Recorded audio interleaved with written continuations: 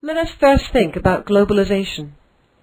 Although the extent of world trade is only just returning to levels reached in previous centuries, there are new facets to our era of globalization. One is the changing balance of the global economy. It is expected that the combined GDPs of the BRIC countries, Brazil, Russia, India and China, will exceed that of the G6 industrialized nations by 2050. By 2025, the gap will have narrowed such that the 20th century international institutions will need to reform or lose legitimacy.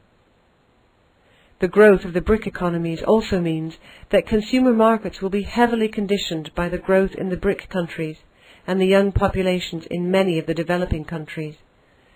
The new car announced by Tata of India, the Nano, selling for about £1,000, is symbolic of this change and the disruption that can be expected to European and North American companies. Within this globalization, two countries stand out because they are tied at the hip. The US has borrowed largely from the developing countries, particularly China, to fund consumer expenditure. Should this arrangement unravel, the effect on the stability of global financial markets would be extreme. The third way in which this wave of globalization is different from previous eras is the weight of regulation, with many overlapping jurisdictions. Shell suffered from this when the SEC in the US took a different view of their oil reserves from the UK regulator. The problems arising from conflicting standards do not just arise in legal requirements.